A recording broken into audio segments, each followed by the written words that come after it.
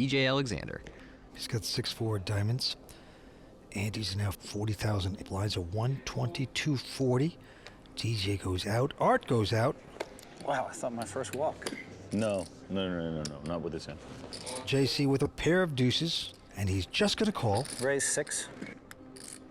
The poker brat himself, Phil Hellmuth, with a queen 4. He's going to try to push around JC with a raise. Total of 840. JC going nowhere, makes this call. We're building a pot. It's a big one. And deuces play a little awkward out of position, but flopping a set can negate that pretty quickly. Awesome flop for JC here, but not much for Phil to work with. Oh, check, check. 9 on the turn. Well, 3 hearts on the board now. Can't imagine that JC wants to give Phil another free card. Come on. They just try to give me their money. Got limped in 8 million times. I finally raised him, and he called with like a king 4. They're so bad. God, he'd have all the chips. If he could just be patient, he'd have all the chips. You just try to give them to me. I almost re-raised you pretty easy. I know, JC, I know. You got a line for all of it. Don't worry, all right. My turn again. I almost re-raised you pretty, I'm serious. This guy I'm Uri Peleg. has coached successful pros that have made millions of dollars. And now he's bringing that expertise to you. Introducing Upswing Lab 2.0. Based off the original Upswing Lab created by Doug Polk, this is a one-stop shop to poker mastery. Start your journey today by checking out Upswing Lab 2.0. Originally from Long Island, now living in Connecticut. He's going to raise with it. Goes to 250. Rocco going out, and Mormon picking up 2 kings. These are the 2 chip leaders. You just feel certain Chris is going to raise with kings here. Why wouldn't you? What a great time to get a gigantic pair. And he will raise, of course, to 620 against the chip leader. That is Glenn. Well, Glenn going to make the call. You always like to see flops with small pairs and hope you flop a set. And when you have a small pair, you hope your opponent's got a big pair just like he does. And wow, a deuce comes on the flop. 3 deuces for Glenn LaFay. This could be adios for Chris Moorman. No way he's going to get away from 2 kings here with this kind of flop. 9-7 deuce rainbow. What a flop for Glenn. And he's got his man betting into him. Well, Chris bets 515,000. Good poker face by the family man from Connecticut. A raise. Trying to hide his excitement, and he says raise. And right now he is praying that Mormon has a big pair so he can get all his chips. 800,000 more. Well, let's see how Mormon's going to play the kings. Most guys would just ship him in right now. But Mormon is not most guys. He just calls. Yep. So we are going to the turn, but Chris Moorman in dire straits here, up against the chip leader. And a queen comes off. Now Chris is going to check. Check. Wow. Glenn checks right behind him here. Okay. And now the board pairs queens. Well, Moorman is going to bet the kings. And my guess is he's going to get raised for all his chips. Moorman obviously thinks the 2 kings are the best hand here. Why wouldn't you think that? The way this hand's been played. Oh, man. Chris Moorman's got to bet. He's betting 1.3 million. Well, Glenn LaFay. He acts worried here, Vince. You could definitely have a set. 7s or 9s, deuces. Oh, boy. He's talking himself out of this. Why I'm taking so long with this, I'm sorry. But it's getting a bad vibe. He's got deuces full. You got to come back over the top. It's impossible not to raise and bust Chris Moorman here. He will get his money, that's for sure. Just heads up, this would be a...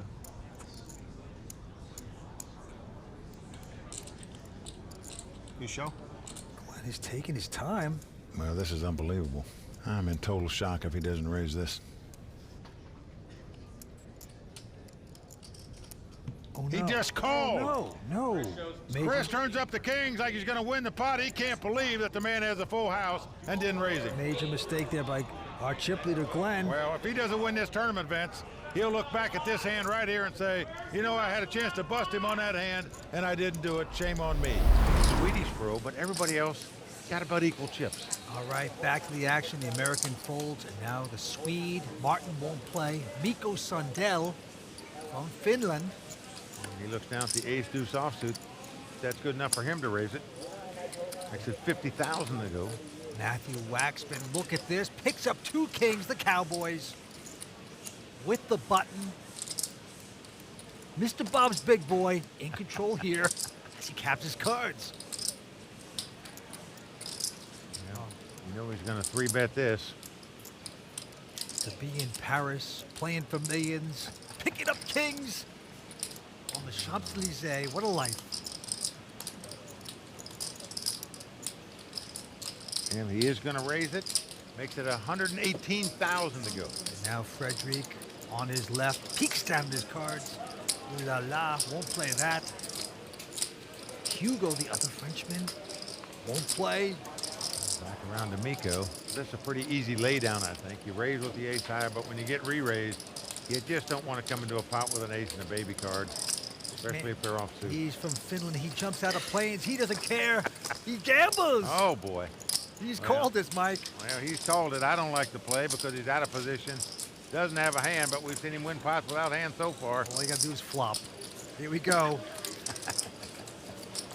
He's an action man. Boy, you're right. Comes king 10-4 with 2 clubs. There's 3 of a kind there for Matt Waxman with the kings. Nothing hitting for the Finn, and he has checked it. Matt is loving it here. Flop the best hand possible. Now, Matt obviously has to bet this hand. In case your opponent's got ace queen or ace jack, something like that. You can't give him a free card to beat you here, so he is going to bet. He's just going to hope this Finnish pro makes some kind of move at this pot. Yeah, he's bet 120,000. You can just hear Matt saying to himself, please raise me, raise me, raise me. Oh, no. The Finnish guy releases his hand. He's going to escape from that pit. But look at this. Sean has picked up 3s again. I'm all in. And this time he moves in with them. Yeah. He's going to put the pressure on his opponent. Well, I see 1 card. It looks pretty nice. That's a good one. It's not that good. Jack of diamonds. Wow. I see the other one. I don't even know if it's suited. I call. He is calling it. I got 3s again. 2 hands in a row. James Calderero called with Jack 10 of diamonds. So the money could have been in the last spot with the 2 3s versus the 2 overcards. It wasn't, but it's in there now. James, You know what to do, right? whatever happens, James. Sean Kudik's 39 years old, the businessman from Columbus, Ohio, I do on the love verge my of taking family. down a WPT title. Everybody on their feet. We're there. Sean wins this pot. He'll be our champion. Here we go. All right, let's see the flop. Here comes the flop. Hold your breath. A 3. Oh, the flop. It is not over, though. James can catch 2 running diamonds to win, 2 runners to make a straight to win, and it could come a 4 and a 6 where they'd split the 8 of pot. diamonds would be a nice card. 8 of diamonds. 8 of diamonds is a good card. How about that? Sean folded 2 3s the last time. This time he's all in with them, and he flops 3 3s. An extreme long shot there for James. And it's a A 9 9. comes off, so it is not over. Hold that James horse. can catch an 8 to win this pot.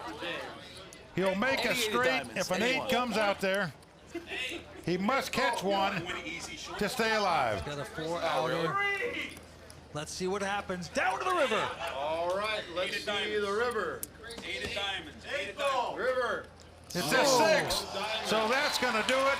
Sean Koenig from Columbus, Ohio, has done it, Vince. Came to the final table as chip leader, and he's taking the title. This guy Amory Peleg. has coached successful pros that have made millions of dollars. And now he's bringing that expertise to you.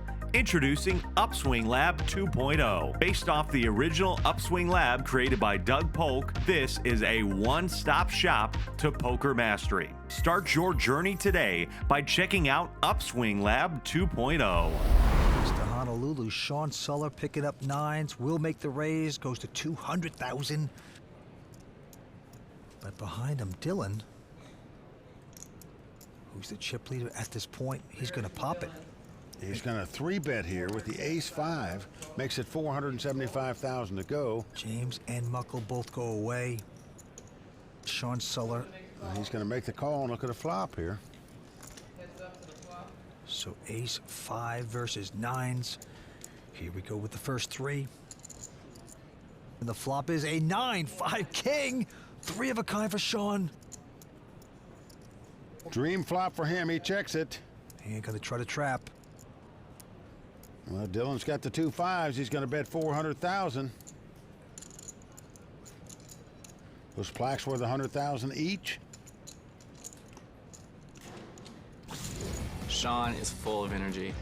He's creative, and he loves the game. You can tell he has a passion when he's playing.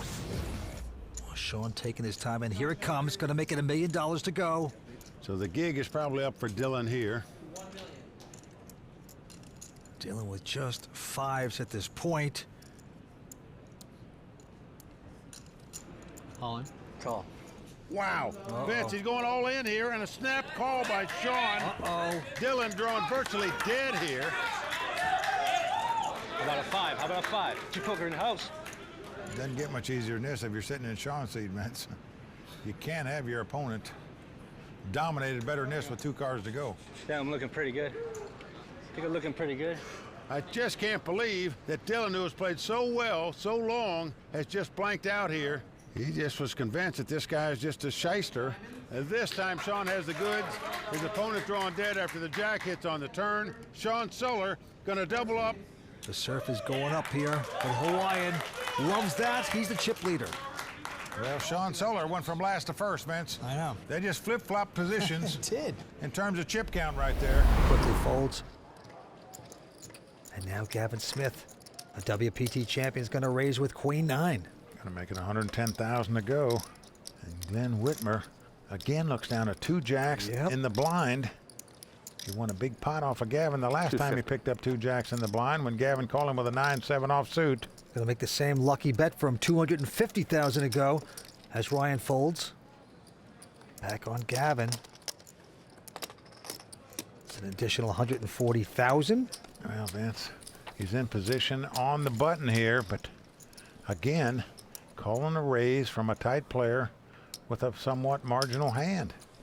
Let's see if it works out for him.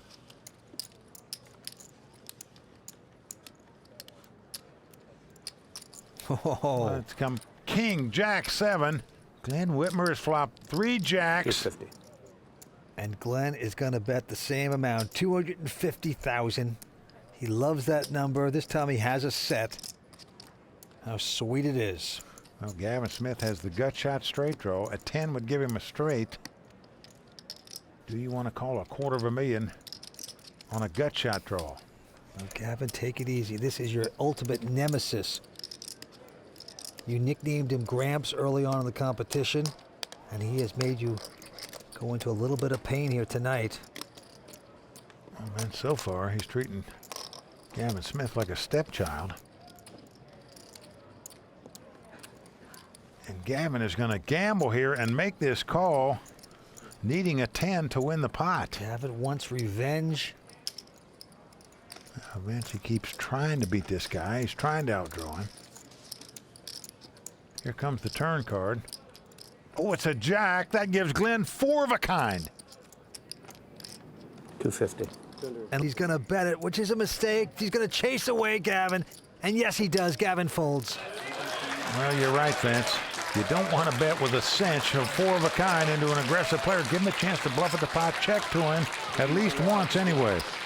But Glenn Whitmer came to this final table with a chip lead. He still got it. This retired real estate broker from Waterloo, Ontario, Canada, got it. Something right 6 times at a WPT final table. But to this hand we go. Chris Moore, quick fold by him. Steve Brecker now looks down at Jack 9 of diamonds on the button.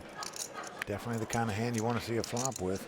Very tight player, very solid, but he's got the button, and he's going to raise it. He's going to make it 52,000 to go. Tony, with a little pair of 4s here, is going to make the call. Kathy Liebert has ace-3 of diamonds in the big blind. She's going to call as well. So we have three-way action here. Oh, what a flop. It's come king 10-4. Tony has flopped a set. Yep, and he has checked it. Tony hitting 3 of a kind. Kathy on a 4 flush, and Tony's gonna dig the hole, put the branches and twigs over it, waiting for the sucker to come in. It's Kathy. Well, Vince, Steve can come in too. He's got a flush draw and a straight draw. That is right. Well, Kathy's bet 110,000. What an action-oriented flop this is for all 3 of these players. And Brecker looking over. It is time to strike here. Well, Vince, sometimes with a straight draw and a flush draw, you just go ahead and raise and come over the top and gamble this hand, but Steve is just going to make the call, doesn't raise it. Probably lucky for him because right behind him sits Tony with bottom set. Yep. He's going to come back over the top like he should. Makes it 500,000 to go. And he's going to make him pay for those draws, Vince. Well, this will be Kathy's tournament life, essentially, if she plays this nut flush draw from here.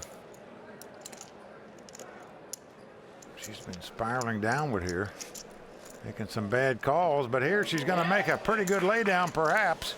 Yep. It's a good laydown right now. Not a good one if a diamond comes up. And what do you do if you're Steve Brecker? Can he get away from this hand? I don't think so. Yeah, it's a tough hand, but he's got to realize Kathy let out in bed. He called. Now an amateur player is just not going to check raise in this spot for $500,000 without a big hand. I'm sure Steve knows that, and he does know it as he makes a laydown. What laydowns by both Kathy and Steve there. So a big pot going to the local, Tony Bahari. Now I got to take a look at the Wonder Cam and see what would come up next. Oh, a 4 of a kind. Is that all? For Tony. So the local, who's only been playing for 3 years, takes down a big one.